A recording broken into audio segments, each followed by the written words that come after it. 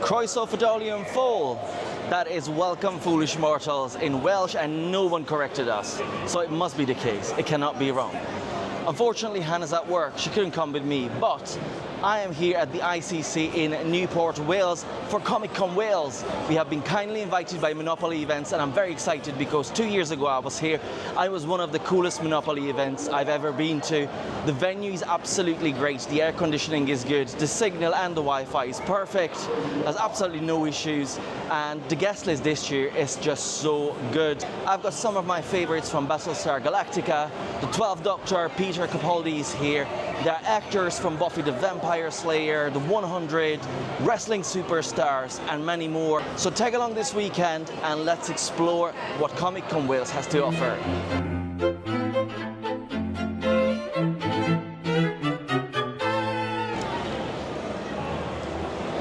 As you enter, straight away there's a massive screen that tells you all the information you need about the venue. There's the Monopoly stall, and let's get a bit of a lay of the land. The 99th Garrison is here, R2-D2, Imperial officers, and the Dark Lord himself. And as always, they have charity tombolas, and you can win great prizes by supporting a good cause. I really like the venue. I specifically love the dragon.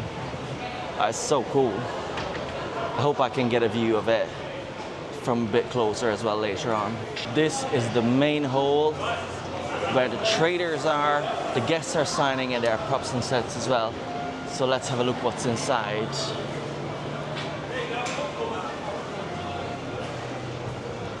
Popped loads of Funko Pops from Cult Collectibles, as always.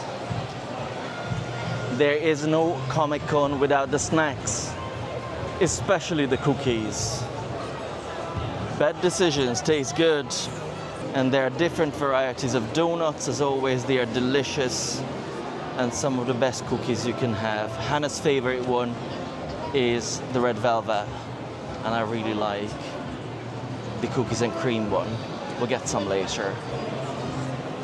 Let's try to get past this zone to see where the celebrities are, and we'll return to the vendors themselves later on. There are also some really cool panels, and there's the Battlestar Galactica one very soon, which I want to catch, so I need to find out where the panels are. So yeah, this is the guest zone where you can see wrestling superstars, Cameron Monaghan, GTA voice actors, the BSG cast, and Billy West. We met Billy a few months ago. He's so cool. And again, what we always do, we always get a diamond pass so we can skip the queues, get the autographs and photos quickly. So all you have to do is to find one of the very helpful Monopoly crew members, and they will take you to the guest table that you want to meet. Here we got Peter Capaldi, the main event for myself, and the cast of aliens. And of course, he's signing right next to the TARDIS, and it's a full prop. It looks very, very cool. Once again, we've got Deadpool attending. Imagine if at some point Ryan Reynolds just jumped on you. He's done that before, that'd be cool. The GTA photo op as well.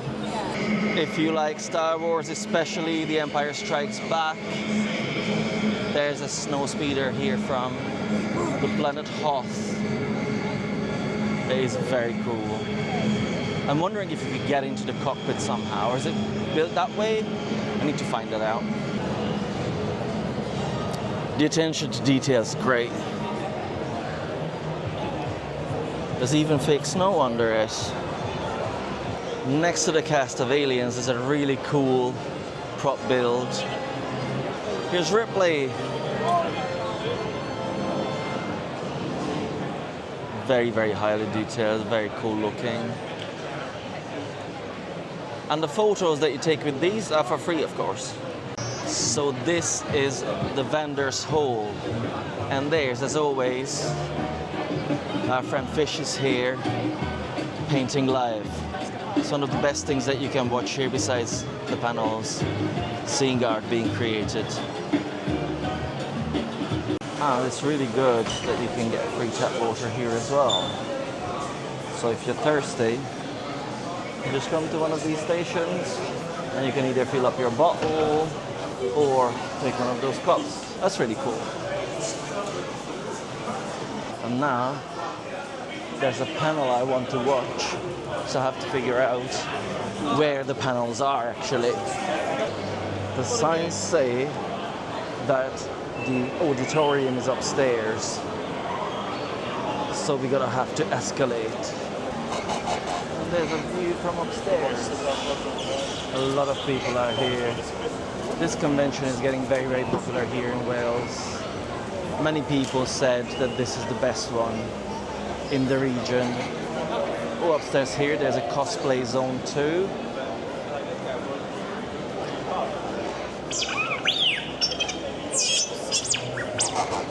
You have here the Cardiff marker space. And they make all their stuff themselves. Very nice. And upstairs is where you sign up for the cosplay masquerade and the contest. And there's even a photo shoot area. That's really good. I haven't seen that at previous events before. Very nice. I wish Hannah was here. They would be really cool photos with Blink Catan. There are even more guest signings up here. So you get here the actors from Buffy the Vampire Slayer, Supernatural, and there's Emily Swallow there on the other end, the Armorer. There's a cool gaming zone where you can play all sorts of retro video games. I see Super Mario, Street Fighter maybe, Aladdin, that's very cool. I used to play that game when I was younger.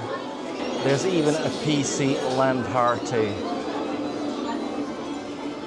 so you can play together with your friends, all connected. I don't want to record too much here because I don't want to distract people who are trying to win their games.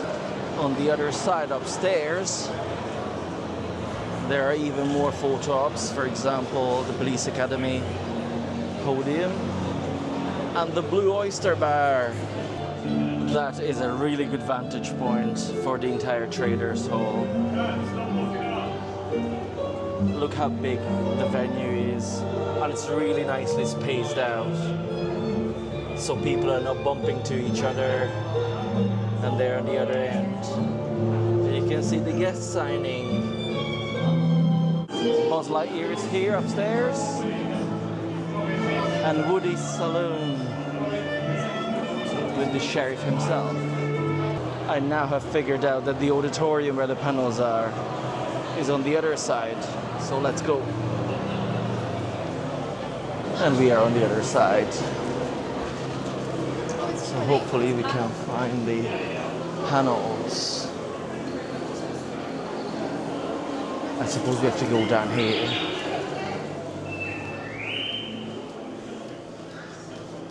It's nice and cool here. I found it. Done this a long time. I know I look good, but I'm 80. Capaldi, I met him today for the first time, and I kind of like him more. And his music. A dear friend of mine is a good friend. Well, a dear friend of mine turned me on to him. And, I gotta say that of the most friendships people was Marlon Brando and I spent a lot of time together. I think the best usage of television I've ever seen and actually been a part of is Battlestar Galactica. And first time we ever met and we really sat around and talked because the writing was different. The intention was pure. And it really resonated from the very first moment you opened the script and read. He did a preface on the script, 3 pages, right? It was 3 pages, I think. And he wrote what the story meant to him, really, and how we the reader should understand it. And it was immensely incredible. And that's when when they asked me to be a part of this, I said, no, at the beginning, I couldn't. I said, nah, I've already done Blade Runner, and I've done sci-fi, and I really didn't want to do anything more in it. And then they offered me this, and it was tough. My family and my agency told me to read it. You should read it before you, and I said, oh boy. And I had not seen the original because I was doing theater, been on Broadway, and I could watch, we perform 8 days, 8 performances a week, and you only have Monday nights, the only night that you were dark. And so I never watched anything in 1978 through 1983, but not 81 actually. It's when I stopped doing this one show that I'd been doing for years. And it caught up. That was right when Battlestar, the original, came out. So, but to me, I think that our show has changed in the last year from science fiction to science fact. And that's what you gotta really be aware of.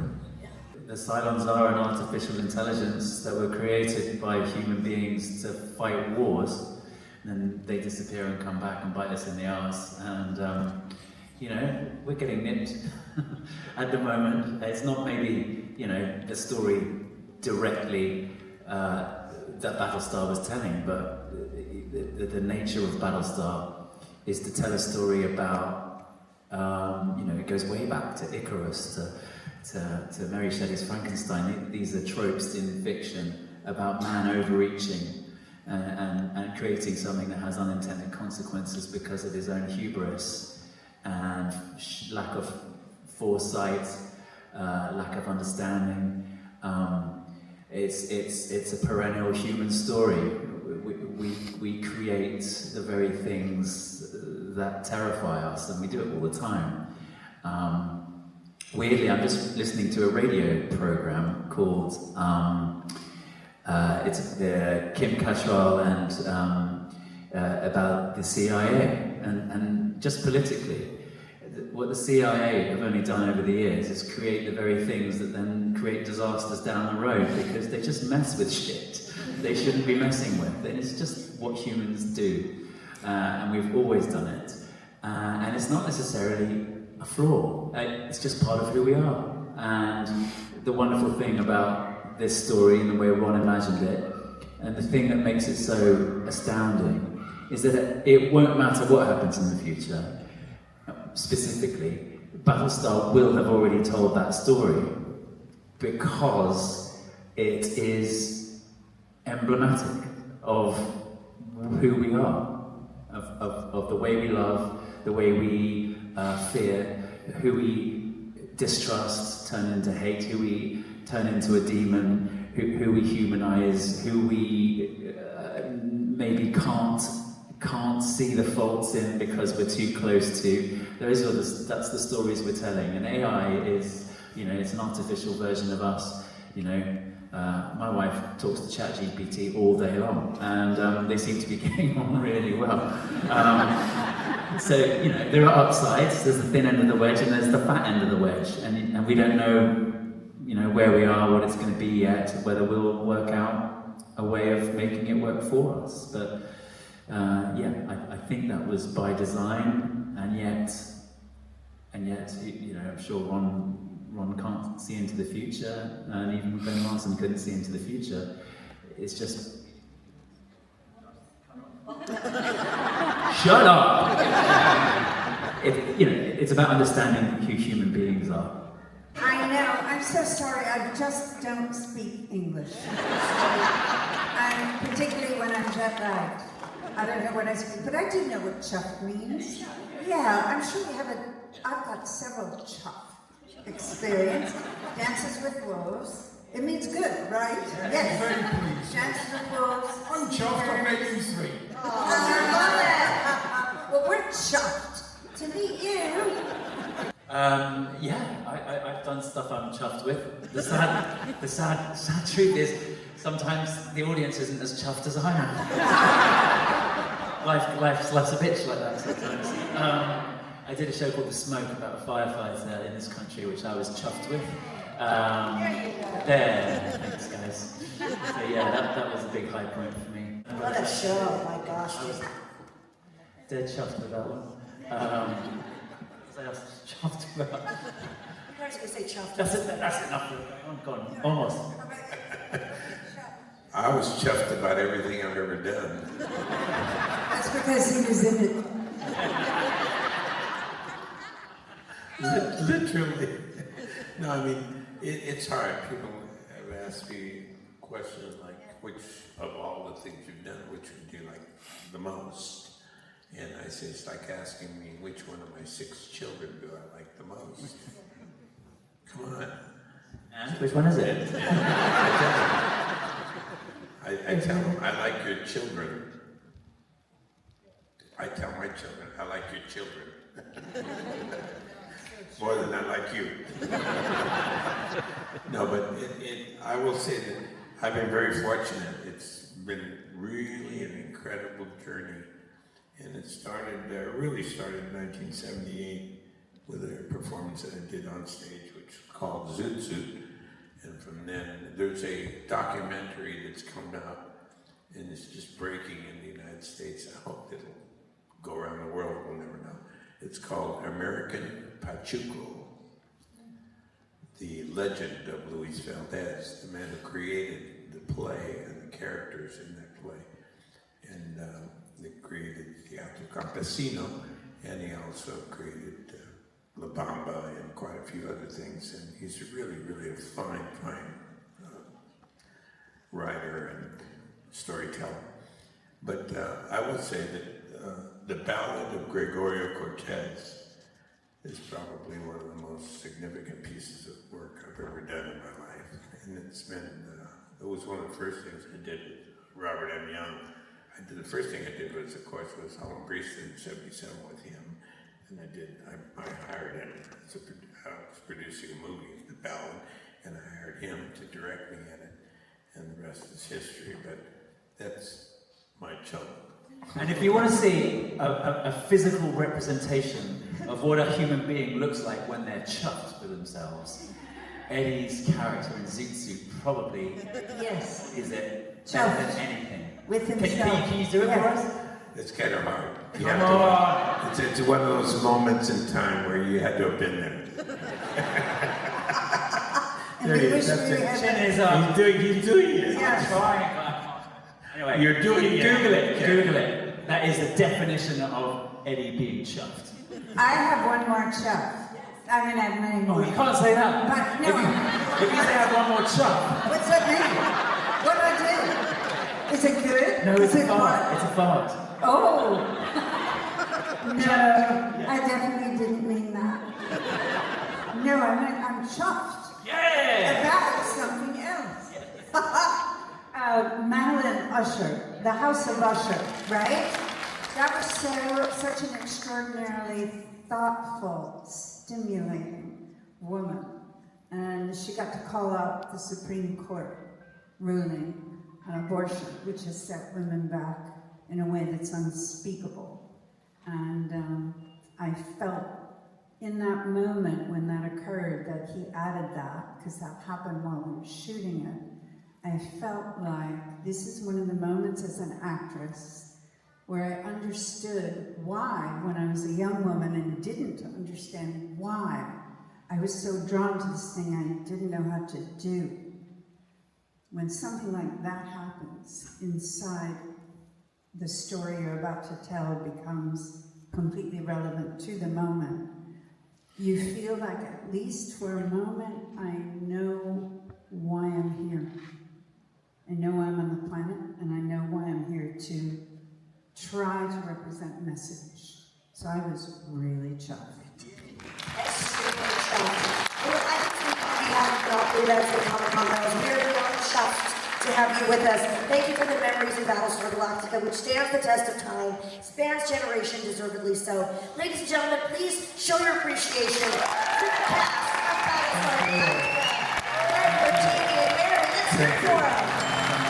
Thank you. Took me some time to find the auditorium, but I managed in the end, and I got to the Battlestar Galactica panel, and what a panel it was! Edward James Olmos, Mary McDonnell, and Jamie Bamber. I was absolutely sensational. I'm so glad that I made it.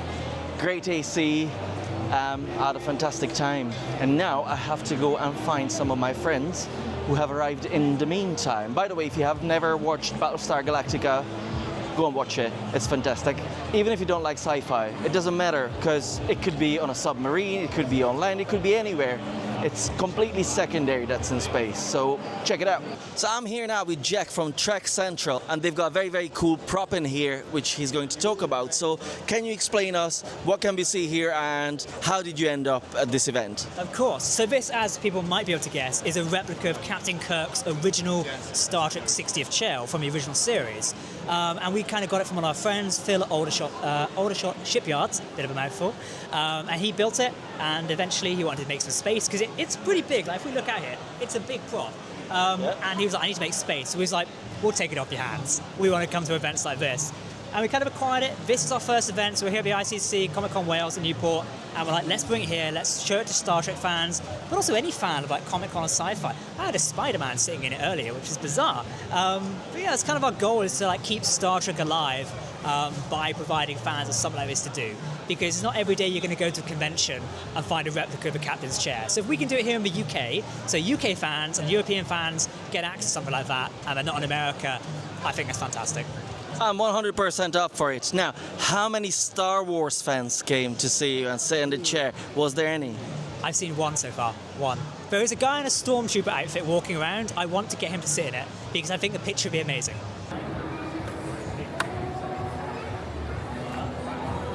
Red alert! It would have been so cool if you managed to put Bill Shatner in it at the last Liverpool Comic Con. So we've been talking to Monopoly around the event. Obviously, it's coming to Edinburgh, so we might be tempted. Because we're in Cardiff, it's not too far for us to get in a picture, but because I think it's fantastic. Cineworld is here for the first time ever. And they've got a really great initiative. If you make a donation to children in need, you can spin the wheel and you might win one of these amazing prizes. And you know how we feel about popcorn buckets. Wiki popcorn buckets and Smurfs cups. What are we going for? I want the Smurfs cup.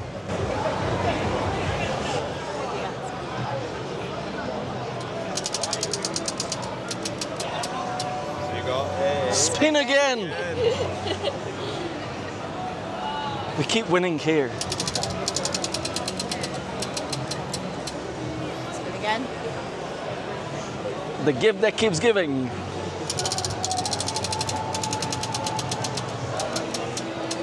Got a Scratch card. Scratch cards. So same concept. After 14th of September, that can be redeemed in any Cineworld site. Excellent, thank you very much. No worries. So we have to scratch it off to reveal the gift. And I got a free cinema ticket. I think that's great for £2. And it's for children in need. Now I had to do it again because I wanted a Smurfs cup, and I managed to get a Smurfs cup, and I kind of shouted there, and everyone was looking, and it was embarrassing, but I don't care because I've got the Smurfs cup. Great success. I've got some time now to walk around the vendors hall, and I found our usual spot for Loungeflies, including the mystery pins, and I found this Stitch one, and I would really much like Stitch and Lilo in the spaceship. You know, in Tales of Magic when they say magic, magic. And it's a quite heavy one, so I think we might be onto a winner. So we gotta give it a try. But there are quite a lot of Disney Loungeflies as well. Bags, let's have a look. We got a section here for Star Wars and Marvel. And they've got these big ones as well. Then we've got Hello Kitty. We've already got some Christmas ones. New Toy Story ones from Toy Story 5. We've got the Saloon one, we've got Woody. We've got Buzz in different versions as well. Up, Winnie the Pooh, Zootopia, you name it. And of course there's a Stitch section, which I love. Leroy's included now as well. There's a lot of really nice ones. Space Adventure. Now, how cool would that be if I managed to open the right pin and we've seen the matching bag? Would it need I'd have to get the bag? That is a really cool Disneyland one as well that shows all the different areas. Toontown, there's It's a Small World, the castle, Jungle Cruise. That is really nice. I've never seen that before. And the inside is all different characters. It's really cool. I like that. One of Hannah's favorite characters is Tinkerbell, and I've never seen this Loungefly. It's kind of like crushed velvet. And of course there's Tinkerbell in the front. Okay, we are unboxing straight away. Ooh, maybe. No, it's not it, is it? Ah, but it's Jumbo. That's fun. Hannah's gonna be very happy. She loves Jumbo and Pleakley. Just the one more. This is a heavy one again. Just the one more, I promise. It's also a heavy one. It's not it. Ah, okay. It is Scrum. Planet Scrum. And of course we've got comic candy with all the American candies. There's loads of new Oreos. There is, wow, a firecracker pop flavored Oreo. That sounds nice. Maple cream. Chips Ahoy. My favorites, moon pie, Twinkies, cookie dough, Lay's crisps. Obviously we call them Walkers here, but Lay's is just so much better everywhere, isn't it? If anyone disagrees, just let me know. Oh, there are some new Kit Kat flavors too. Ho ho! There's a Hero Kit Kat, Tutti Frutti, a mystery one, Villain, which is mint and dark, that's not our jam. Cherry vanilla, lemon, churros, cotton candy. Oh my. And my favorite, Milky Way. And now this is the outside area. There's the dragon. There's the building, and you get all sorts of food halls here. All different kinds. I've seen people eating Chinese food, chips, chicken, and all sorts. There's a few prop builds here as well, or cars. For example, the Jurassic Park Ranger's Jeep, which looks really neat. But I believe it's an actual car, so you might even be able to drive away. I might be wrong though, because it doesn't seem like there's a license plate. It's very cool nonetheless. And then here's the Monopoly event merch truck that we're gonna have a look at now. Starting off here, there's a really cool Magneto helmet that is signed by Sir Ian McKellen. Oh, there you go, there's the signature. That looks really, really nice. And then you can buy here photos, signed photos of guests from past events. There's Carbona from Stranger Things now. We've got there the original Buffy before the series. Then we have some more here, Sean Astin and Elijah Wood from The Lord of the Rings. A beautiful signed guitar by Ozzy Osbourne and some other really cool merchandise. They are props actually that were signed by actors. There's Ian McKellen's staff. You Shall Not Pass from Lord of the Rings. There's an Ozzy Osbourne signed vinyl. Again, Ian McKellen's pipe from Lord of the Rings, and there's an action figure. There's a little section here for Back to the Future. There's a baseball cap that's signed by Michael J. Fox. A DeLorean that is autographed by Christopher Lloyd. And a sports almanac as well. And then talking about wrestling, there are some fighting gloves signed by different wrestlers. There's a lightsaber here. That is Anakin Skywalker's, and it's signed by Hayden Christensen. And there's Obi-Wan's blaster, I believe, signed by Ewan McGregor. I don't remember him having a blaster though. I have to look this up. And there's loads and loads and loads of Funko Pops signed by, guess what can we spot here? We've got the boys. We got Xena, Warrior Princess, Doctor Who, Game of Thrones, The Office, Marvel characters, Star Wars, all signed by the actors who played these roles and attended past Monopoly events. So you can see that there's really, really great guests that attend. So definitely worth looking at. Future conventions, if you like any sort of franchises, have a look, because you might have a chance to meet actors, and there are sometimes meets that you will never have an opportunity again. And there we go, the dragon. There's also wrestling outside, so if you're into that, you can see some live action here. It's a very similar setup to what they have usually in Manchester at the Comic Cons. It's very, very entertaining. And we got here our friend Emily's stall, Wish Upon Threads, our favorite embroidered t-shirts and hoodies. Let's have a look at what she's got for this event.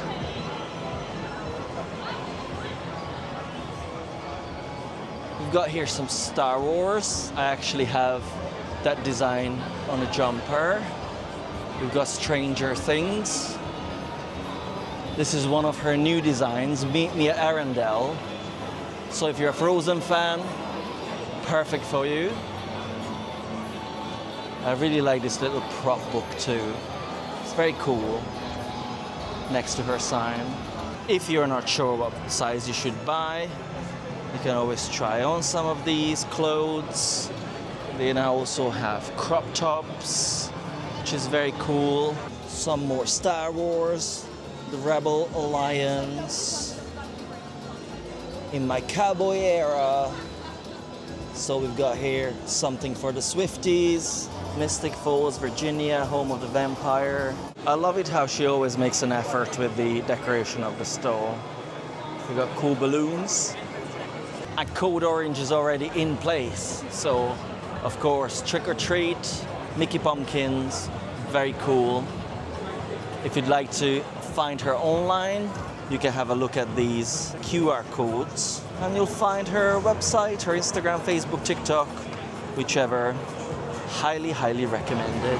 Have a look at this Tangled one. So cute with the lanterns. I see the light. I also really like the designs for the 50th anniversary of Walt Disney World, and they are on sale because we are a few years past that. But we know that Disney is running their birthday parties for years, so I think this can still be used. Of course, one of the big names here in this event is Peter Capaldi, that I'll be meeting shortly, so there's quite a lot of Doctor Who merchandise as well. I really like the older action figures, the little Titan minis. They used to be blind boxes, and I used to collect them. And all sorts of other merchandise. You got pin badges here, collectible cards, and of course, sonic screwdrivers. And if you're into all sorts of bags, TARDIS bags, this is the place to come. Brought to you by Planet K Toys. A vendor I've never seen before, Bishop please. And what has drawn my attention is, of course, that beautiful Sorcerer Mickey print. That is really cute. And there's the Aliens, Pixar Bowl, Up House. There are postcards, keychains. Very nice. That is really cool. Hello, I'm a Disney adult. Oh, Jar Jar Binks. Nice. Buzz Lightyear. These are all very cool. And there's some Disney snacks as well. Hannah's gonna want that. That's 100%. So I've just met Peter Capaldi and I've got this photo signed by him. He's got really good pens. I'm jealous of his pens. Now he's obviously sat next to the TARDIS there behind me. An absolutely lovely, lovely, lovely man. We were there, I apologize for all these people queuing up. We were holding the line for quite some time because we just got into a conversation with him. And it was not like that we or I initiated conversation. He wanted to know about you. He wanted to know things, and I love when it's happening. And again, I said it in a few vlogs. I love it when the actors introduce themselves when you go up to them, because I think that is so respectful. He's such a lovely person. So I know it can be a bit spenny, but if you're a Doctor Who fan or fan of any of his other works, highly recommended to meet him. Worth the price and worth the time. Absolutely lovely guy. And I look forward to the photograph with him later on as well. And we've got rum, Villains Rum. They're all flavored, officially licensed product. Cherry Lips for Frankenfurter from the Rocky Horror Picture Show. Black cherry, caramelized pineapple, honeycomb, hickory smoked, chili spiced. And then there's the original Stormtrooper honeycomb rum. They look really, really cool. And later on, we've been promised some tasters of them. Hi, we're from Villains Rum. We're from York up north, a bit further up north than here. We specialise in flavoured rums. They're all 37.5%. They're really tasty, really smooth. You can drink them straight. The best seller of this show has been our honeycomb. It tastes like a boozy, crunchy bar. That's the best way of describing it. Obviously, we have the official license for the original Stormtrooper as well, and also the Rocky Horror Show Frankenfurter, the Cherry Lips. It's absolutely delicious. Put a dash of Coke in there, you've got cherry cola. But yeah, come to our stand and you can try anything you like. R&R Jewelry specialises in fandom jewellery. So we've got really cool earrings, necklaces, pendants, some of my favorite franchises, I Love You 3000, Iron Man. We've got some Buffy because we've got some Buffy the Vampire Slayer actresses here at the show. We've got Back to the Future. It's really cool to see Star Trek stuff because you don't really get to see original Star Trek merchandise, like some people's original ideas, and they're really cool to boldly go. Trouble, sat phasers to stun, beamed up, and some other catchphrases. Illogical, he's dead, Jim.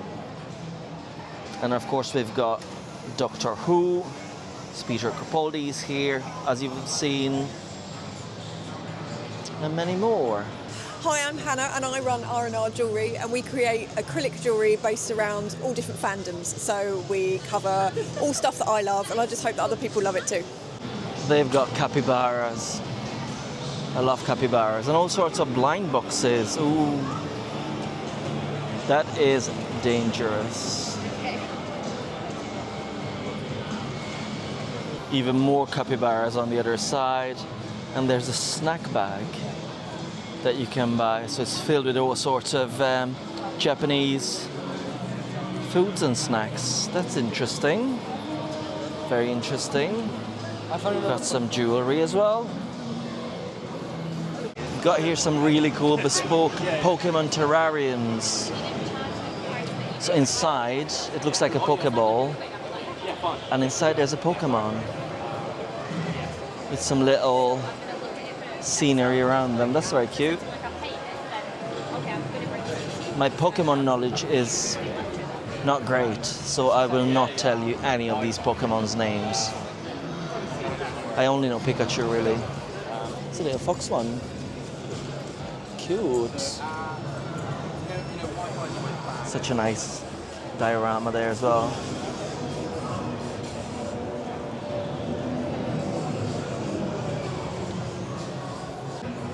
And my favorites, M&J Creations. with 3D printed busts, as beautiful as always. There is not a single thing that you can complain about here because they're just perfect. We've got our Star Wars ones here as well. They're really cool, and of course Edward James Olmos is here at the event from Battlestar Galactica, and his bust is available there too. And also quite a few Star Trek ones which I haven't seen before. And all sorts of other franchises as well. And if you're interested in full-size statues, have a look at that armor. She's beautiful. Tales of Toria, our favorite bath and body products with bath bombs, wax melts, soap sponges, eau de toilettes. Hannah really likes the Art Crispies whip soap. And they are all individually made, and it's a very satisfying process to look at. And we have loads of their products because we just love them. They're so good. Hi, I'm Victoria from Tales of Toria, and I have got some Toy Story bits to show you. We've just had a whole conversation about Taylor Swift and our likes and dislikes of Taylor Swift. I am a huge Swiftie, so here I am shoving Taylor Swift in your face. So we've got the new, this is like a body spray for the new song in Toy Story 5, and then also Andy's Room as well. And I know Laszlo and Hannah are like huge like Disney fans, so I thought this was like the right thing for you. And you've already got one of these in your bag, along with numerous other things that I'm sure you will see soon. So this is the Lotso one as well, so that's obviously strawberry scented because it has to be. And then I think we actually have some of the bath bombs down there as well. We have Buzz and the Aliens, which are also in Laszlo's haul. Adam and Toria, who are running Tales of Toria, they also have their friendship bracelet business as well. They're called Gilbead, and they can be perfectly customized, so you can get whatever words and designs you want, and there's quite a lot that have already been pre-made after certain TV shows or musical bands. That's quite a lot of cool stuff. Rocky Horror, Scooby-Doo, Shrek, Project Hail Mary, and of course Disney ones. But my favorite is from Project Hail Mary, Fist My Bum. I have to get that. That was really cool. My job was to go into work and fight monsters, blow up Daleks, and be in the TARDIS and work the control panel and turn up. So every day, every episode was a wonder, really. But I suppose that the ones that stick in my mind that I particularly enjoyed doing were I liked Listen, because I thought that was a very strange episode, and it was also the first time I think they were starting to write specifically for me. I thought that was good. I like anything with Daleks because they're fun. I liked Into the Dalek, that was good. I liked it all, you know, is that embarrassing? It's a good problem to have, to not be able to pick. It's true, I don't like to pick one because I'll leave the stage and I'll remember 12 other ones which I loved. But they were all great fun. Is there any specific scene you enjoyed filming? Well, the strange thing was, although it was very sad, I enjoyed filming the Regeneration. Both Regenerations. When Matt turned into me, we actually shot a lot more than you see. We did a lot. We did quite an afternoon's worth of work on that. So there was a lot of stuff that vanished into the ether. So that was good to do. And also it's quite, the Regenerations are quite sad. I didn't quite really, Matt was so kind to me. It was only when I did my Regeneration, when I left, I realised what Matt must have been going through. About how kind of weirdly melancholic it is to leave the show. But you sort of have to do it. And in that atmosphere, he was still incredibly generous to me. Unfortunately, when we did mine, Jodie they weren't ready, so they couldn't. And I wish she'd been there, so I'd been able to welcome her in the same way, but it didn't quite work out like that. So I enjoyed those. I did enjoy although I was sad, I enjoyed my regeneration because I think it touched upon a lot of the key kind of components of my Doctor. It was so funny and so committed and so unique and is so 100% present. But you never know what she's going to do, which is good because the Doctor doesn't really know what the Master's going to do. And you need somebody with that style and wit to play all that, to play that part as effectively. And she was brilliant. John is an amazing actor who I've always admired. And so was thrilled to be able to work with him. He was, as most of these brilliant actors are, was very easy to work with. But again, his master was a strange and dark. I always think it was such a brilliant piece of casting by Russell T Davies to cast John Sim, because John's very known for doing very realistic and very dramatic sort of roles, but very much roles that were of the world and of the time. They were earthy and realistic. So to cast him as the Master was a brilliant idea because he brought this this modernity to it, which was brilliant. And your other question was? Favorite outfit. Favorite outfit? Yeah, that could be like out of any of the Doctors or even like some all companions. the Doctors. I would say William Hartnell's, because as a kind of, it's sort of, Patrick Troughton's is I always thought it was weird when William Hartnell turned into Patrick Troughton. How did his clothes change? Because his clothes changed, but they actually only changed a little bit.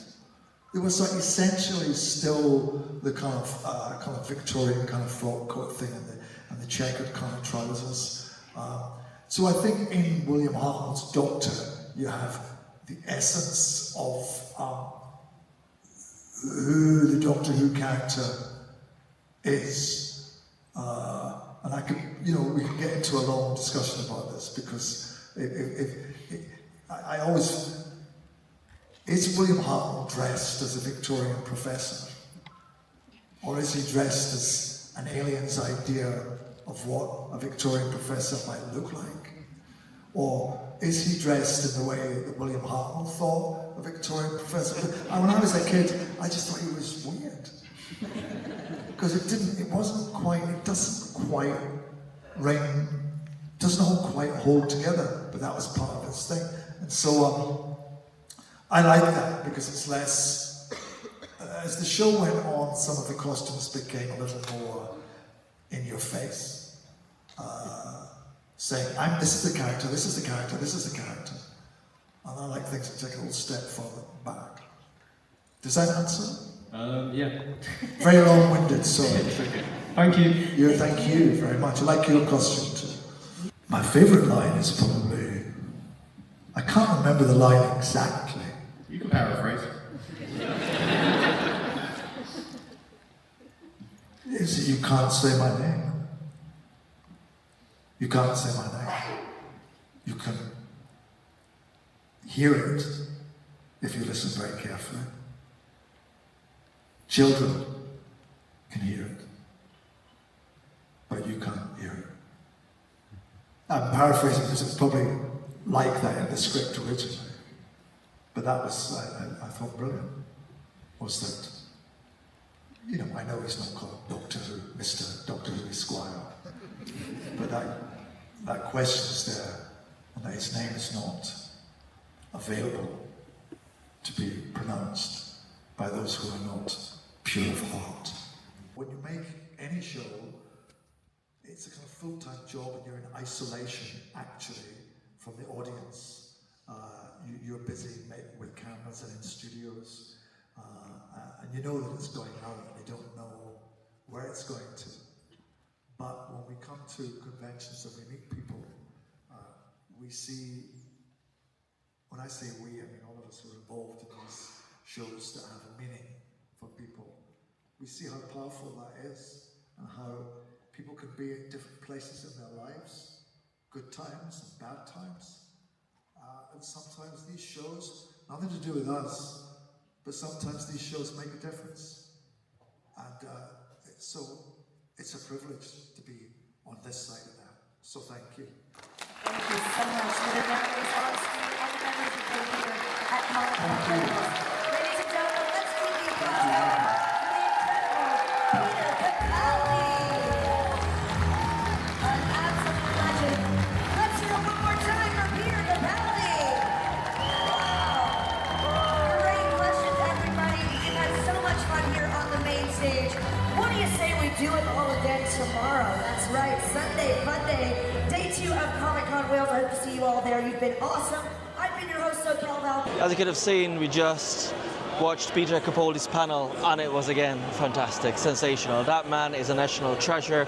He must be protected at all costs. An event is nearly over, so a final look around and some final thoughts coming up in a minute. And here I'm with my friend Dan, who is part of the Disney creator community, and luckily, as he lives in Wales because he's Welsh, we could meet up here at Newport Comic-Con Wales. So, how did you feel about this event and why did you come? What was the thing, besides me obviously being here, that brought you here? Well, I think from the times we've spoken before, I'm a massive Doctor Who fan. Peter Capaldi's here. He doesn't do many events, and he's been just the best Doctor I've met, in all fairness. David Tennant will still be number 1, but Peter Capaldi's up there. Just such a lovely guy. And I love seeing all the merchandise. There's lots of Disney stalls here, so I get that little bit of Disney fix. But yeah, for me it was Peter Capaldi today. You've just released your first vlog series from Disneyland Paris, which we absolutely love, so you should check it out as well. When is your next trip? To be announced, because I can't say yet, but it's very, very soon. I know it already, but I cannot tell you. Let's just say it's probably a song that a lot of Disney fans know from a ride in Epcot, and that's a little clue. Maybe I'll be dancing in that month. Oh, we'll see you dancing. Maybe in September. Oh, you just revealed it. I didn't say it. I said maybe in September. Oh, maybe. Maybe in September.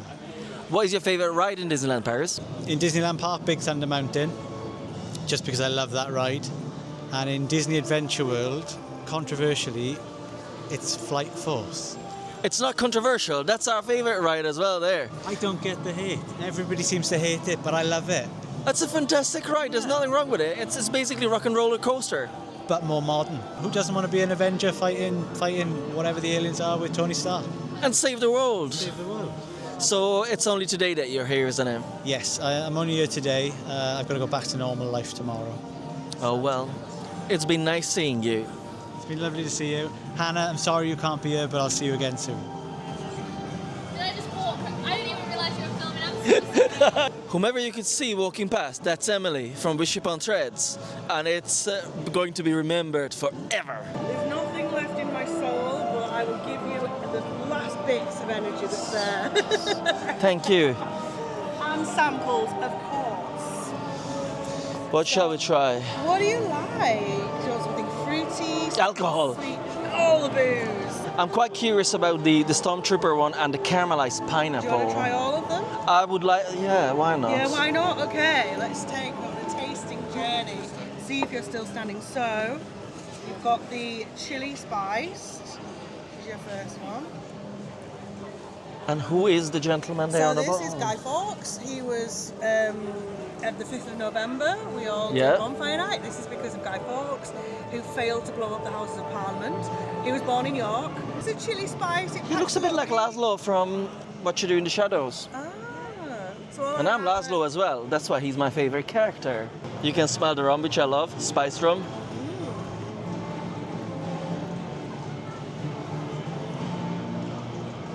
Oh, that is lovely. It's very smooth, little caramel notes. Yep. Then this little heat's going to build at the back. Yeah, as you would with any kind of shots. But I'm from Hungary, so I'm good with shots. Absolutely. As everyone knows at parties, shots, shots, shots, shots. Right, let's try a little bit of Dick Turpin. So this is a hickory smoke. Give you a new glass. I just started tasting the chili. The chili starts getting there. Yeah, That's nice. starts to build. It's really, really smoky. You can really taste it.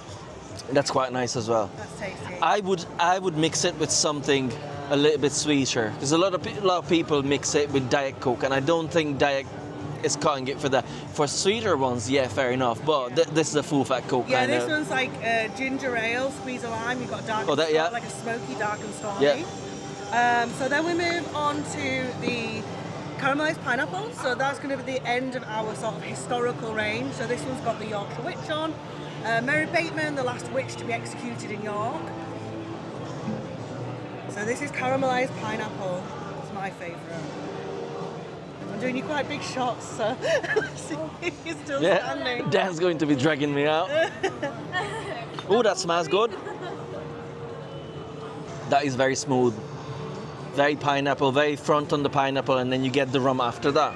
And then the caramel just lingers. Yeah. It's really delicious. And it's interesting because it's not like a shot that you would just neck it down. It's something that you can actually sip and enjoy. You'd sip and savour, put it over ice. This one, a simple punch, is flat apple juice topped with a bit of ginger ale. It's just a really nice big punch, or put it in a pina colada. It's good. Oh. So next we're going on to our Frankenfurt Cherry Lips. So this is our officially licensed product. So it's all the official Rocky Horror assets that we use. So this one's a big, bold cherry number. This one with Coke, you've got cherry cola. It has to be bold because it's Frankenfurter. You can't just go for a flavor that's like, eh. Yeah, absolutely. Oh, you can smell the cherry. So cherry. Oh, cherry up front, yeah. It's got a little bit of cherry bakewell because of the kind of like the characteristics of rum and the cherry. That's nice. Well, if you mix that one with Di Serrano and Dr. Pepper, you've got cherry bakewell. Yep. So it is very tasty. I see you've been through this. No.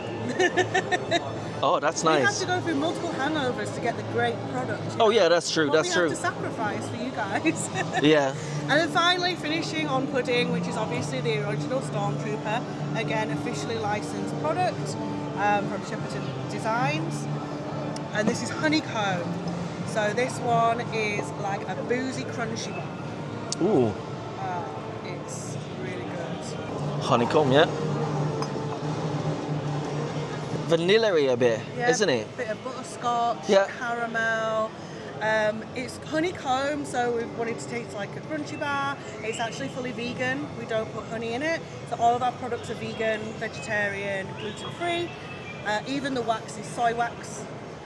So every bottle is hand wax dipped. Yep. And then so everyone we get out is unique. So they're really cute little products.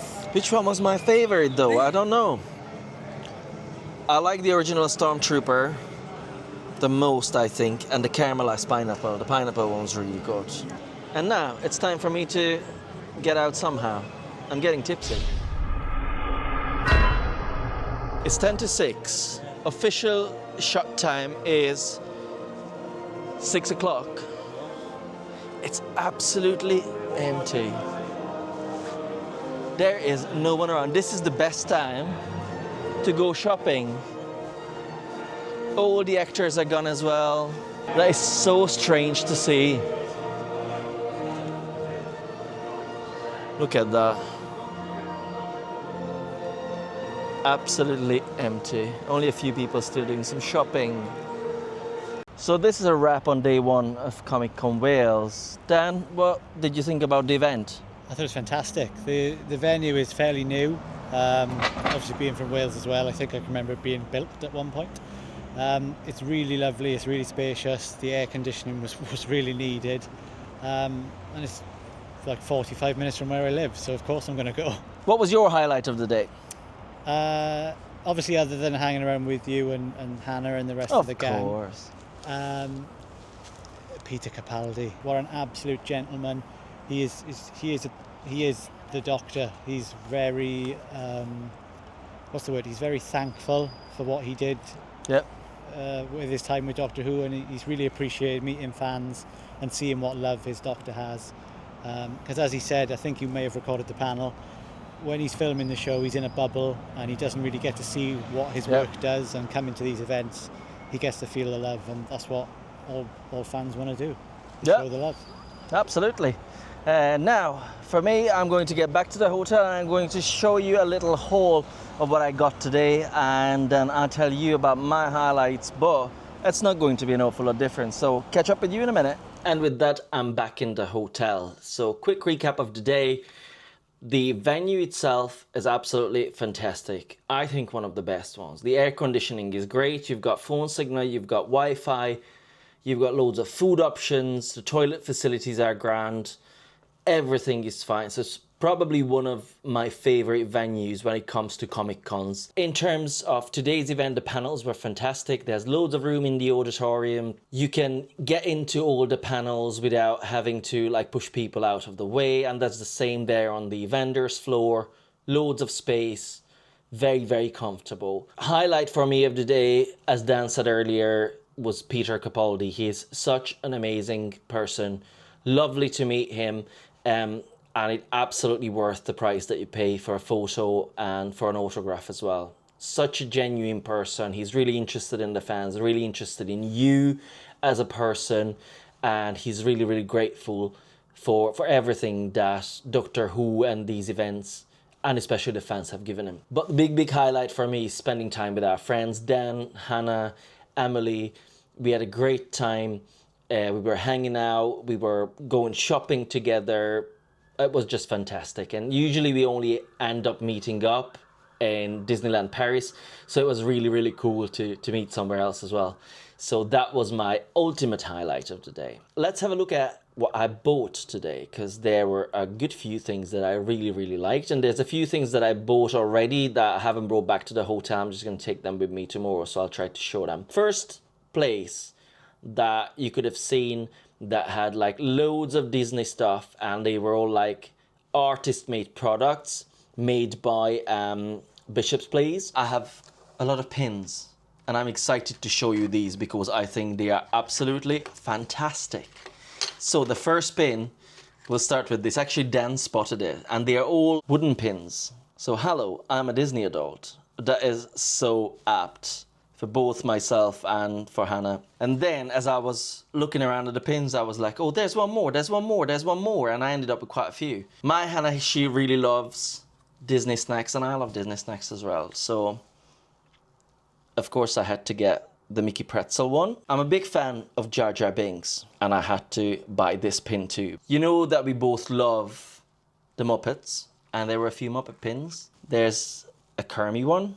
And the other one that's even cooler is from the Muppets Christmas Carol. Have a look at this. There was no way I was going to leave them there. As you know, I'm a big fan of Slinky Dog, and there's a double kind of badge. The first badge is the front of Slinky, and the second badge is the back of him. So cool. Such a cool idea. You know, I love Zootopia, and I love police badges. So I had to get this Zootopia police badge sticker. And Hannah loves Yzma, so I had to get Yzma for her. Staying with Muppets, as I showed before, she also had some birthday cards. And I don't think anyone's going to get this card because it's just too funny. Again, one of Hannah's favorites, the Swedish Chef. It's so funny. She also had notepads, and now we kind of like notepads because we take notes of what we want to do on our upcoming Disney trips and all. And welcome, foolish mortals. Without a doubt, this had to come with me. And the other one is something that Hannah will like a lot. The Muppets main title. Look at that. Such a cool design. So the artist that designs them is called Bethan. She's a massive Disney fan. We had a long conversation about Disney parks, and I think I completely sold Hong Kong Disney for her. And after that, I was just wondering, because I was not very well prepared for the trip in terms of the temperatures. And I only brought with me one ankle sock so I could wear shorts because I thought it was going to be colder, but it's not, and I'm going to need shorts tomorrow. But I only had one ankle sock, so I was on a mission to find ankle socks there, and it seemed like that it was mission impossible. Guess what? She had Disney ankle socks. And actually, she was really, really nice. She gifted it to me because it was all after like I made my purchase, and she just said like, oh no, take it. So thank you very much, Bethan. It was lovely meeting you, and we hope to see you at other events later on. Then you must have seen that we've been trying our luck with Cineworld. So after the first spins that we had, we won some cinema tickets, and my friend Dan, he kindly gifted his ones to me because he doesn't have a Cineworld cinema near him. So I've got 2 cinema tickets, and after that I managed to win the Smurfs Little Sipper. And after I won it, Emily from Wish Upon Threads, her mum Lynn, Mama Threads, she really loved it. So I went back and I had another go at the Wheel of Fortune, and I won another one, so I gave it to her. She was so happy. And you know, when something goes really well on our vlogs, we love using Borat with thumbs up and say great success. And I found this pin that it had to be purchased. I don't remember which stand was it. So it's Borat, and he's saying very nice. This one was great success. And finally, I was spending quite a lot of time with Victoria and Adam from Tales of Toria and Gale Beads, and I made some purchases there as well, but I'll only pick them up tomorrow, so we'll show them to you later. But I got kindly gifted from them 2 friendship bracelets. Now the first one is from Project Hail Mary, which I just watched last week, and I really loved it, and I found it hilarious how Rocky says instead of fist bump, fist my bump. And I saw that they had Project Hail Mary ones, but I couldn't see Fist My Bump, so I just said it to Adam, like, you should do a Fist My Bump one. And he said, like, we have one. And I found it, and very kindly, they gifted it to me. And also, Adam came after me because he knows that I love Twin Peaks, and he's got a damn fine coffee one. And I got this as well. So basically, that's my haul for today. It doesn't seem like it's a massive haul, but I'm very pleased with it. And now it's time to get something to eat, go to bed, and let's start it again tomorrow, day 2 of Comic Con Wales. And I'm back with my favorite dragon. This is day 2, the Sunday of Comic Con Wales. I'm back at the ICC. Let's see what this day is going to bring us. I have some photos booked, I have some autographs as well.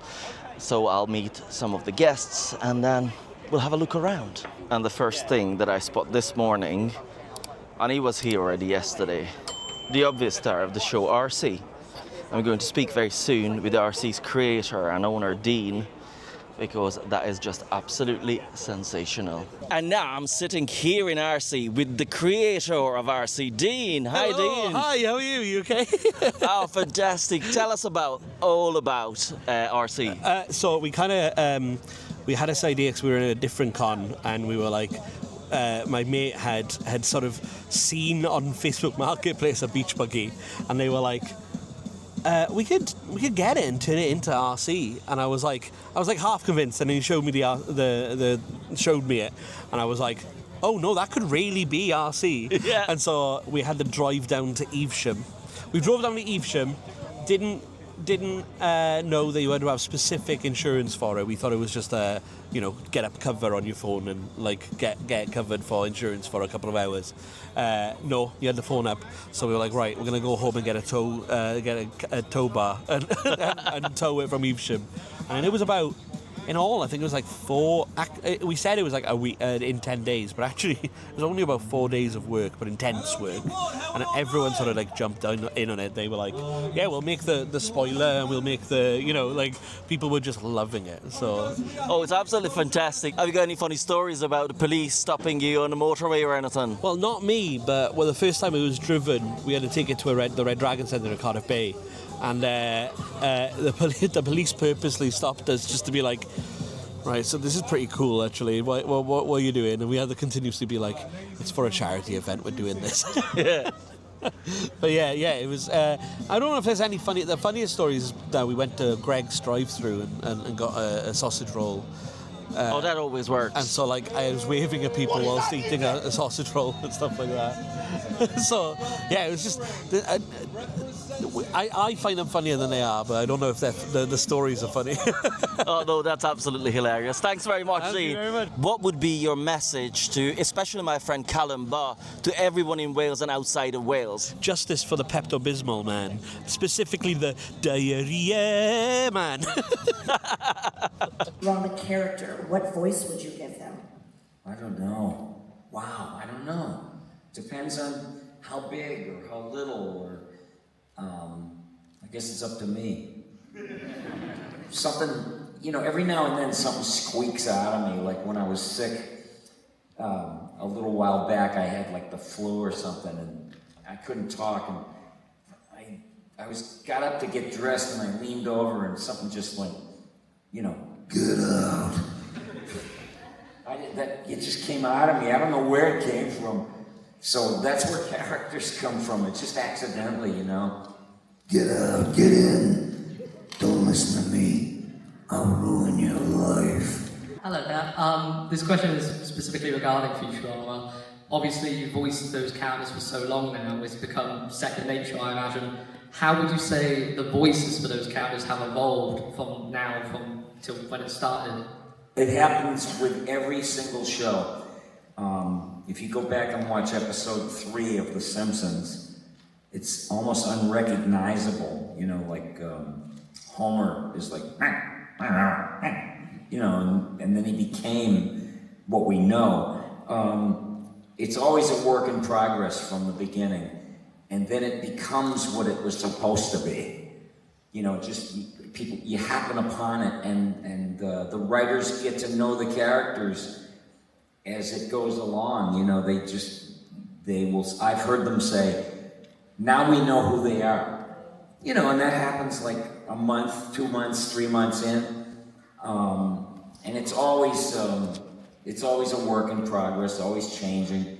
I remember when I auditioned, you know, I heard that Matt Groening was going to do a new show. It was 1999. Then I went to the audition, and there was about this many people in the room to audition for it, and I said, I'm getting out of here. He said, there's Ryan Stiles, you know, from whose line is it anyway? I said, he's gonna mop the floor with this audition. I'm leaving. But I stayed, and I went in and talked to Matt Groening and David X. Cohen and a few others, and they showed me pictures of the characters, and there was this frail old professor, and I thought, you know, maybe I'd do an amalgam of voices like doddering wizards and mad magicians and, you know, mad scientists, that kind of thing. And he was really old. They said he was 147 years old, and I said, Jesus, he must fart dust like a mummy. You know, it's just like, and I was Ricky, I was like, and that became that kind of voice. Who needs courage when you have a gun?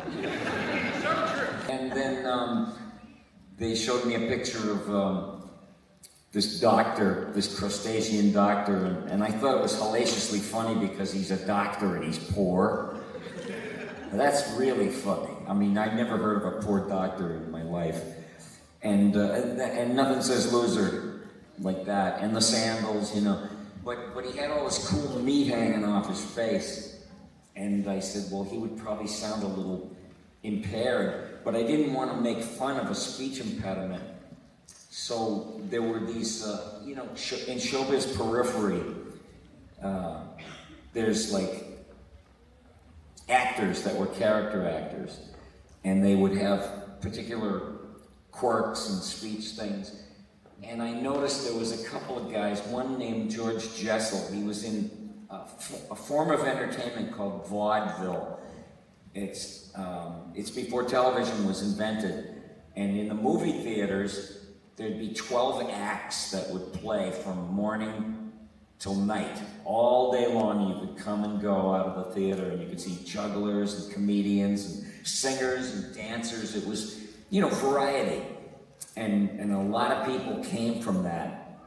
And there was one guy, he was like, he had a marble mouth, and he was like, you know the definition of a smart ass? A fellow that can sit in an ice cream cone and tell you what flavor it is. And he had that. A smart ass. A fellow that can sit on a script and tell you how many times it was rejected. And then there was this other actor from Yiddish theater named Lou Jacoby, and he had a marble mouth too. They just sprung to mind because I studied these people as a child, as a kid. I mean, I never did anything that anybody else did. I was like in my own world. But he was in the movie Arthur, the first one, and he's the guy that leans into Arthur and goes, "What's it like to have all of got money. You know, and I was fascinated by that stuff. So I cold fused them or super collided them, whatever you want to call it. And you got Dr. Zoidberg, you know. Why not Zoidberg? No, nobody loves Zoidberg. They only care about the stupid fry or the robot. It's been a while since I've spoken to you guys. In the meantime, I had a photograph taken with Mary McDonnell. She's an absolute sweetheart and she looks fantastic. I'm going to have her autograph later on as well, so I look forward to seeing her again. And then I watched Billy West's panel. He's fantastic. We met him a few months ago at Liverpool Comic Con. He was very, very nice, and his panel is just fantastic. I didn't know what kind of horrible and difficult childhood he had and how his roles were evolving from that time when he was not really allowed to speak, and it's just mind-blowing how far he's gotten. He's written a book about it actually, and I think I'm going to look into it, buying this book, because it's just fascinating, and he should be so proud of himself, and he's such a nice guy as well. So it was a really, really cool panel in terms of his voices too. Anything to say, my friend? Nothing.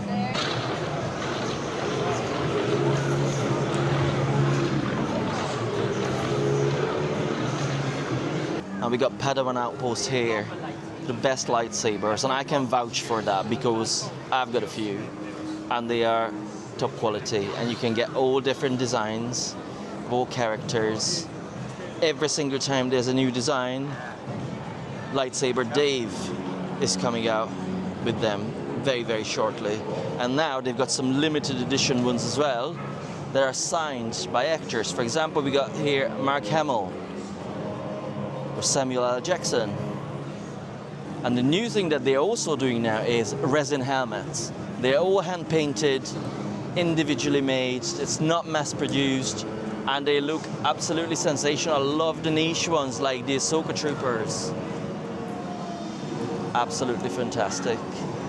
A usual complaint at Comic Cons from attendees is that there are no comic books. But here we've got an entire stall full of different comic books. Some of them have already been encapsulated, so they are like really rare ones. And there's plenty that you can choose from. And they are brought to you by World of Superheroes. Darkside Designs is here as well, with their framed, light up 3D prints. I don't even know how to call them. They are absolutely fantastic. If you have a look at them, they're all different layers, and they add up an image from one of your favorite shows. For example, there's the Doctor with the TARDIS. We've got Star Wars ones.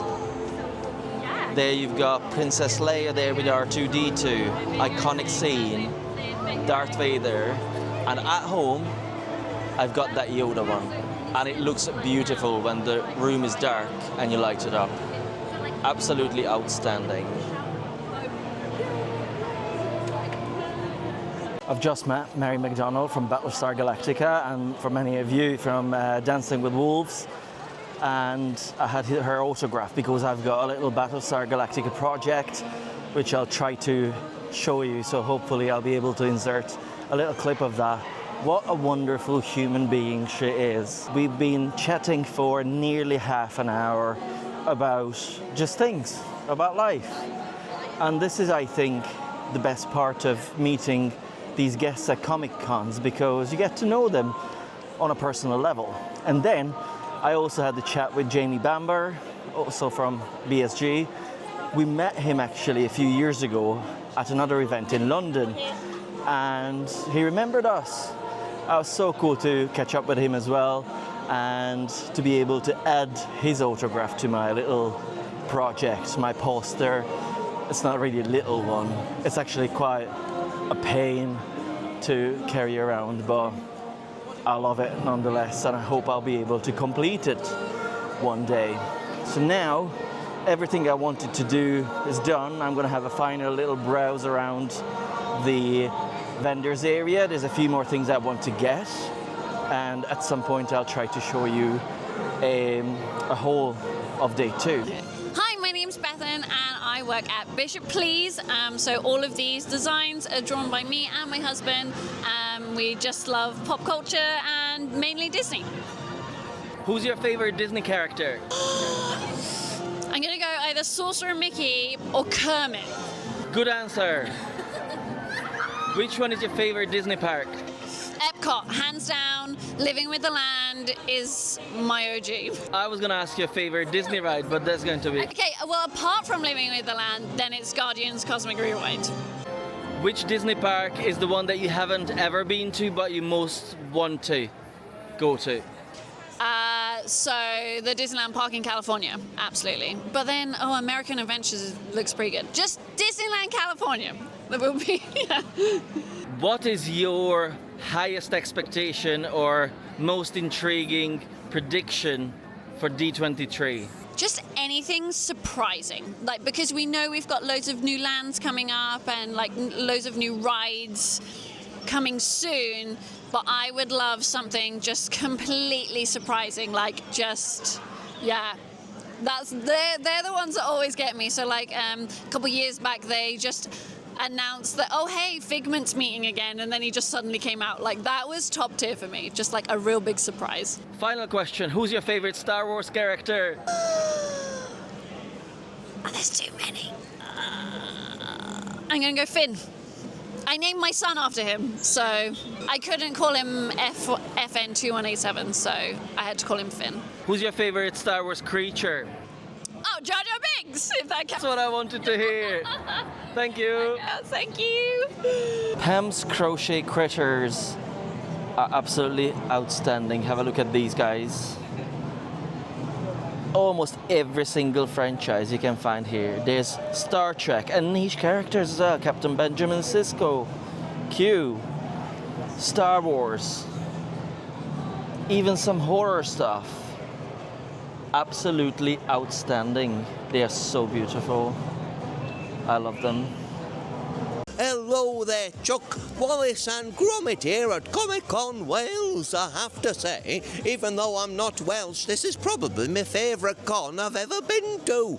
I'm meeting all the lovely cosplayers, but I'd have to say my highlight was meeting Trish Stratus and Nikki James. Oh, they were my favourite wrestlers.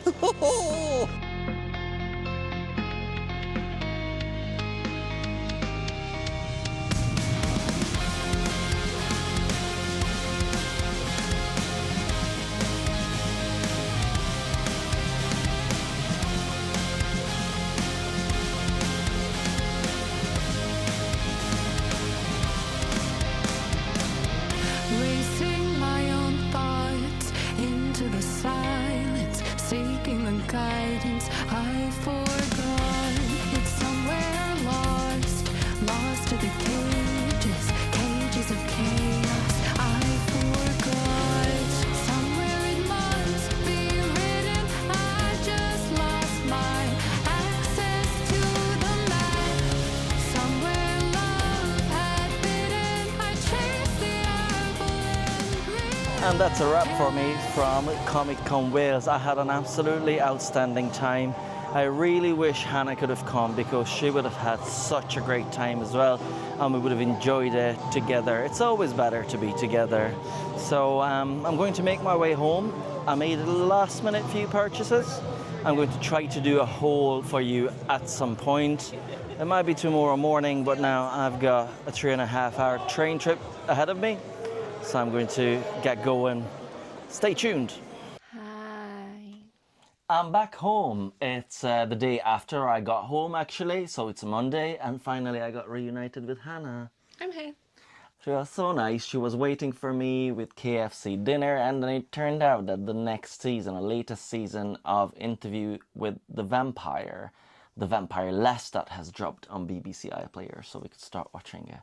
So it was a nice evening, so then I didn't record anything yesterday. But here we are, and this is going to be my day 2 haul from Comic-Con Wales, and then my overall impressions and review of the event. So where shall we start? Because you can see everything that's there. What are you most excited to show? I'm thirsty, so I want to try that. Fair enough. So we are starting with Comic Candy. As always, they had loads of American sweets and drinks, and there is a new Mountain Dew flavor that they were doing, which is dragon fruit. And I already had one can there, but I had a few more. I got a few more, so... You said it was good. It was really good. It's nice. I've got lip gloss on. It is really good. Very refreshing. I don't know what dragon fruit is supposed to taste like. I know I've had dragon fruit before. I don't remember it having, like, a crazy strong taste. Like, I can't tell you what dragon fruit tastes like. But in the Mountain Dew lineup, this is a strong one. I like that. It's good flavour. Not as good as the Baja Blast, though. I also like the, what's it called, Blue Voltage. Yeah, that one is nice, too. No, it's a strong contender. Delicious. Then we are moving on to one of our favorite candies or chocolate bars, Kit Kats, and they had a good few new ones that I've never seen before. So there's one that is cherry vanilla flavored. They had like a hero and a villain special edition. I didn't get the villain one because that was mint chocolate, and we are not a fan of mint chocolate. But this one is Tutti Frutti flavored. This is the hero. I have kind of concerns about this as well. I think with a Kit Kat, just like a classic Kit Kat. There are some good ones though, like with the special I don't ones. want them weird and fruity. Fair enough. I like fruity This one I'm chocolate. excited for though. Churros, one of Hannah's favorite desserts. So this might be really nice. We're not going to try them now, but we might do a tasting little short later on. There's one thing though that I want to try, and this is another limited edition flavor of Oreos, and it seems like it is flavored as an ice lolly. So you got 3 different flavors apparently: blue raspberry, lemon, and cherry. So it's 3 layers on a blonde biscuit. Shall we try? I'm scared. I think it's the lemon flavour that's throwing me off. That might be good, might be refreshing. But the best part of an Oreo is the cream. It reminds me of toothpaste. You know that toothpaste that you get? Aquafresh. Aquafresh. Let's brush our teeth. It smells like an Oreo. What I'm really getting is the citrus, like the lemon. Yeah, but it's not heavy. It still has that like classic Oreo cream Mhm. flavour. Not too bad. Would I buy it again? I don't think so, but I'm quite pleased that we tried it. It's not bad. Better than I thought. And big shout out to Barkley there from Comic Candy. He was running the stall on his own all weekend. He's super nice. It was really great to chat with him as well.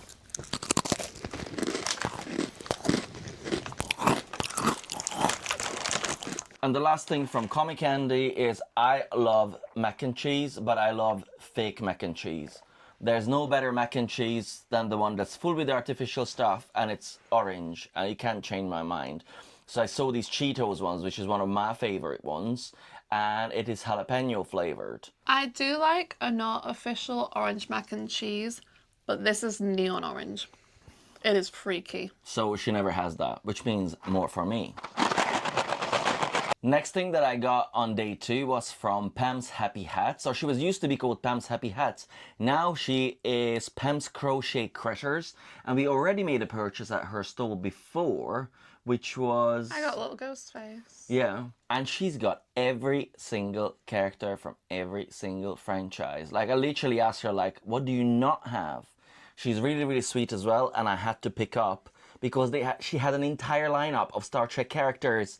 Captain Benjamin Sisko from Deep Space Nine.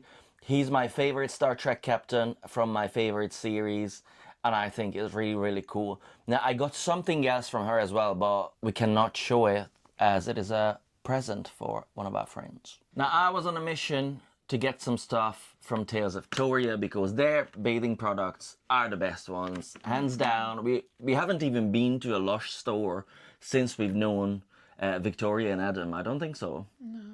I needed some more soap sponges, and the other one I've already used this morning. The other one was pineapple scented, and this one is a watermelon, and it's just a sponge that's soaked in soap. But you really like them. Yeah, they're good. It's quite solid at the moment, and then it gets more spongy the more you use it. But it's like good for lathering and stuff. Yeah. I like them. Of course, I had to get some character bath bombs as well because they are so good. What do we have? Joy. Joy is citrus. Which is your favorite scent? I do like citrus scents. She smells good. Then, from her latest Toy Story line, we've got the alien. It is called Eternally Grateful. Beautiful design, and he smells like you have saved their lives. They are eternally grateful, scented in a zesty coconut and lime fragrance. I smelled this yesterday. It was heavy on the coconut. Yeah. I'm wondering the colors as well, because what I really like is that there are some hidden colors inside in some of them. Yeah. And they're really cool. Like, you're going to assume that's going to be green, but you could be surprised. Yeah. Piglet. How cute. This one's called Little Pig, and it is lime and mango. This is gonna be good. Heavy on the mango. Little piggy. Lately, I've developed an obsession with capybaras. So when I saw the capybara design, I wasn't even bothered with the fragrance. I was just like, yes, I'm going to have this one. So this is called Capybarista. Capybarista is living the dream with his pink drink in hand. Join the chill vibes and enjoy a fruity strawberry scented bath. Capybarista. Capybarista.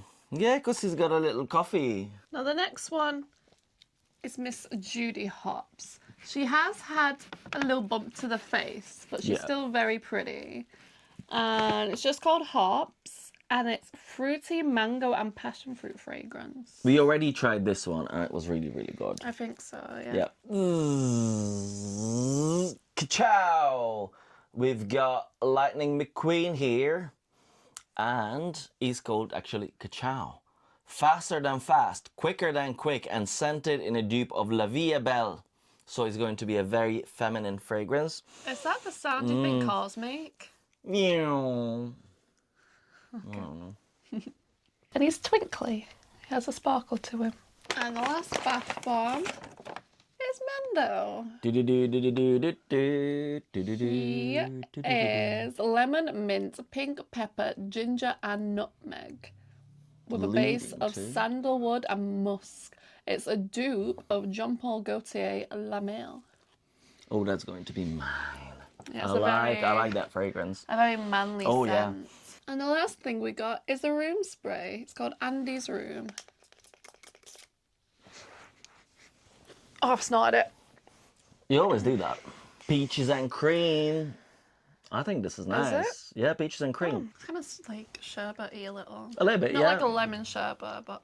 Do you reckon Andy's room smells like this, actually?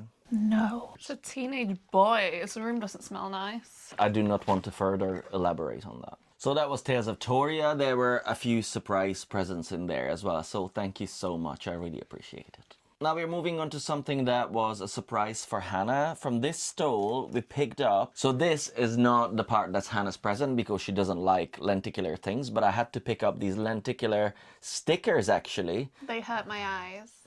As the Three Spider-Man. That's cool. I can appreciate the design. And the other one is Stitch as he's eating a burger.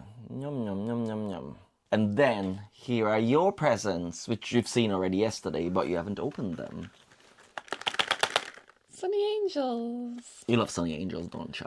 Yeah. And your phone is literally like so heavy and so big because of all the extra stuff that you put on it. Well, these aren't phones. I don't know. No, these are just like little plastic figurines. Oh. Plastic tat, if you will. Well, that's how much I know about Sunny Angels. I thought they were like phone charms, that's why I got them. No, the phone charms have like the flat area on the belly. Oh. So you can attach it to the phone. So this one is a collaboration with Donna Wilson, whoever that is, has some like creepy fox style. So this one has some options on it. I'm thinking Digby, the first one. But let's have a look. It says attach me on it. Maybe it is a phone charm and I was right. Oh, she's in two pieces. Oh, maybe that's what they mean by attach me. I think that's what they... Oh my god, it is a phone one. Yeah. It didn't look like it on the box, but I didn't know you had to ram the heads in as well. So who is this then? This is Celia. This is another one I was looking at. But she can like sit on top of your phone with a butt out. And her weenie. They're all meant to be wearing t-shirts. I think these are definitely fake. But you wanted phone charms anyway, so it's a great success. Anywho's. It's one of the least creepy ones out of the selection. Got little angel wings. And a butt. And the other one is the Cat's Life minifigure series. Now this doesn't show you any options on it. I also like how it says, he may bring you happiness. May or may not. Depends on which one you're getting. It's not guaranteed to bring you happiness, but it just might. It has the potential. This one also says attach me on it. So do you reckon the head is going to be separate? I can feel a decapitated head. The head! Meow, meow, meow. And the same body. It's also a phone charm. It's not supposed to be a phone charm, but it is. They have little weenies as well. It's got the exact same body as the other one. That's probably why the heads were decapitated, so they could just throw in random bodies. Yeah, these are definitely fake. The face coming off. Because, yeah, mine didn't come with a decapitated head. Yeah, because you've got the original ones. Yeah, even the wings are different. Are they? A little Oh, bit. yeah, they're like stuck together. It's cute. I quite like this one. Fair enough. I just want like a bigger phone, unless I did a mic. But I've got this like big phone stand thing on the back, so I can't really. Which is really cool, actually. But imagine if I had them all like lined up around my phone. I don't know, where would you put your phone then when you're going somewhere? It's already a struggle as it is. I'm sure I'll find something to attach them to. Now, the next thing, Disney fans are going to appreciate this a lot. It is from Dark Side Designs. And we've met these ladies before in Liverpool. They have amazing shadow boxes that they create. I didn't know they were called shadow boxes, but they're shadow boxes. So it's kind of like 3D layered picture frames of different characters or different scenes from movies. And they've got lights built in, and they're absolutely gorgeous. And when I saw this one, I knew that I had to get it. Have a look at this. It's the partner statue with the castle behind. Absolutely stunning design. And it turned out that this is kind of like a prototype. So this is the first one she's ever made in this design. And when I spotted it, I was like, yep, this is sold. So at the back, you see like you can stand it somewhere because it's got frame, or you can hang it on the wall, and there's a little battery pack with it. And if you turn it on, it lights up. Now, there's not an awful lot that you can see here, but I'll try to insert some shots when it's recorded in darkness. It is absolutely beautiful, isn't it? It is very pretty, and I like how it's not just one colour of light in it. It's got like pink and purple. They don't do an awful lot of Comic Cons. I wish they did, because some of the designs that they had, they were beautiful. They had all different Disney ones like Arendelle. They had Avengers. They had Star Wars ones. The one that we have already is a Yoda one from The Empire Strikes Back. Absolutely fantastic, and I love it. So I'm really pleased that they were there in Wales. The next item I have is from M&J Creations. They are a very, very lovely couple, husband and wife. The husband is 3D printing different busts and statues, and they are really, really high quality. And the wife, Jill, she paints them, and they look like actual brass statues. You can't tell them that they are not, but they are really, really lightweight.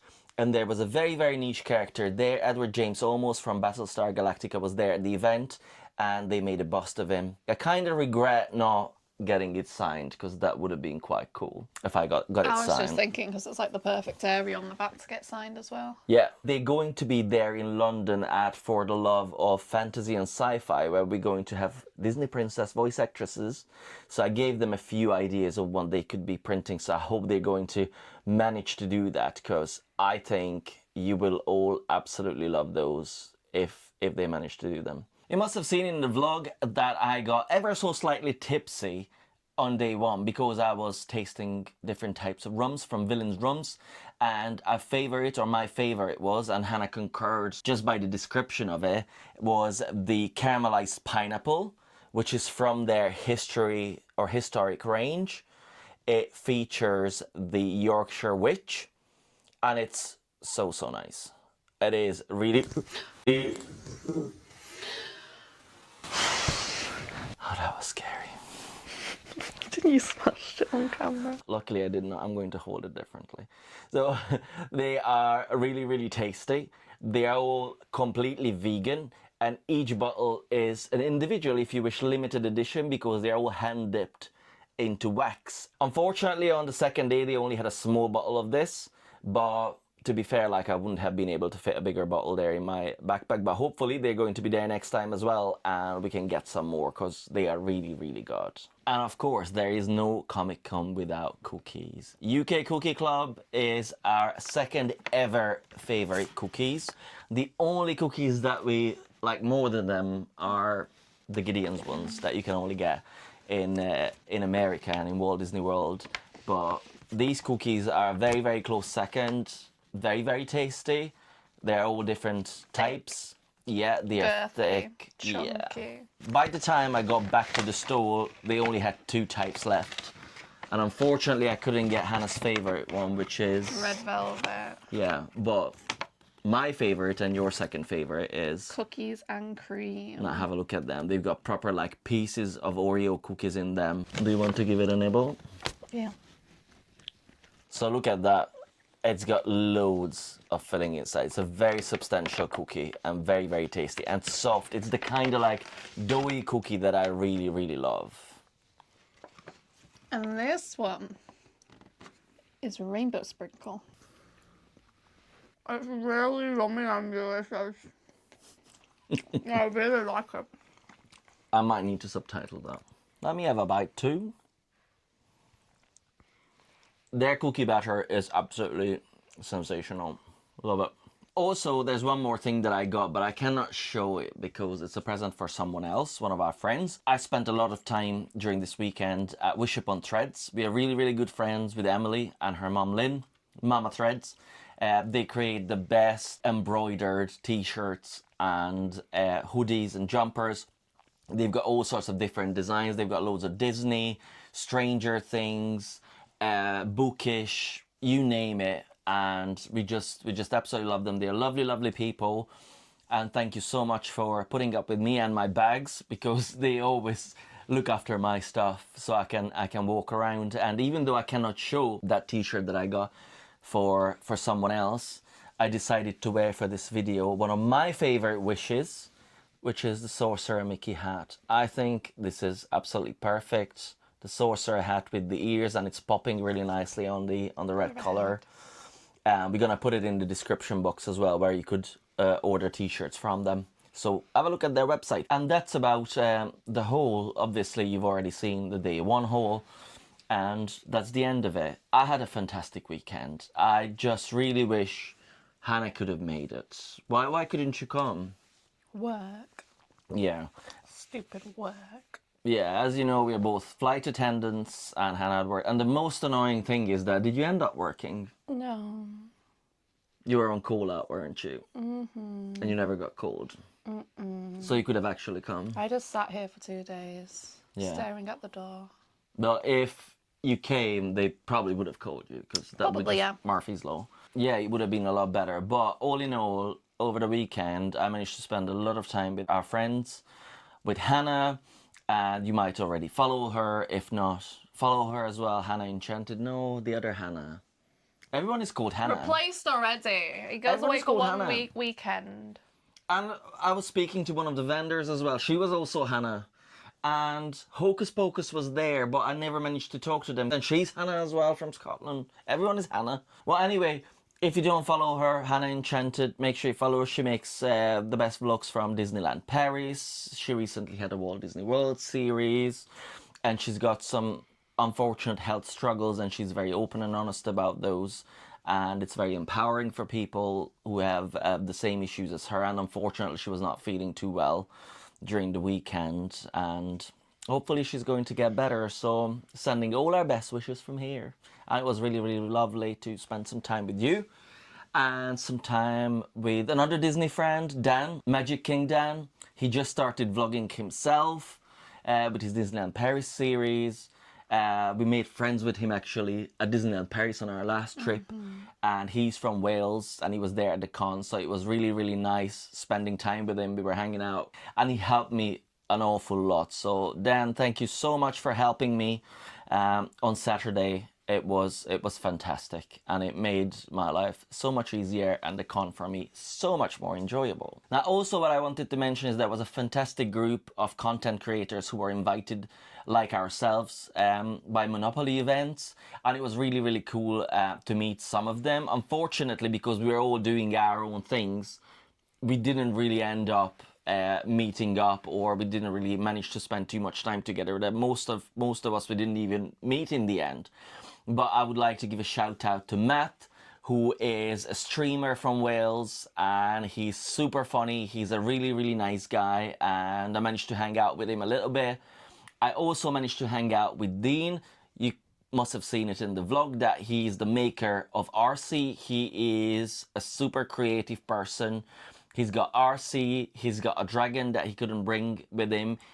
Him and his friend made an animatronic dinosaur as well, which was super popular there on day 2. Unfortunately, I didn't even see the dragon, and I'm like, why? I wish I did. But he's so funny, and he's actually a local celebrity. Wherever he goes, there are people stopping there. Oh, can I have a selfie with you? Can we have a chat, etc.? And he's just so nice, and it was lovely hanging out with him for a bit as well. And you must have seen in the vlog, like, he's a funny guy. I think that's his description on his YouTube channel. Funny guy from Wales. It made the con so much better meeting these people, and thank you so much for all your kindness, all your help, and it was just great meeting you. And hopefully next time Hannah's going to be able to join us. Hopefully. Yeah. Overall, it was a fantastic event. I've been to Comic Con Wales before, only once, and now I spent the entire weekend there, and it is one of the best Comic Cons that Monopoly has. Like, the venue, ICC Wales at Newport, is absolutely perfect. The air conditioning is amazing. You've got phone signal, you've got Wi-Fi. It is big and spacious. There are separate areas. There's a great big auditorium for the panels. There's separate rooms for the photo shoots and for guests as well. So some of the guests were at the main area, some of the guests were upstairs in separate rooms. So there's a lot of space. It is the perfect venue. Music was great as always at Monopoly events. I really like their selection of music. There are all different kinds of franchises. There's Avengers, there's Disney music, Pirates of the Caribbean, whatever you can think of, but it's not too loud. There was a tannoy system as well, so if there were changes to schedules, they announced it there, so everyone were aware. It was really, really good. So overall, it was a fantastic event.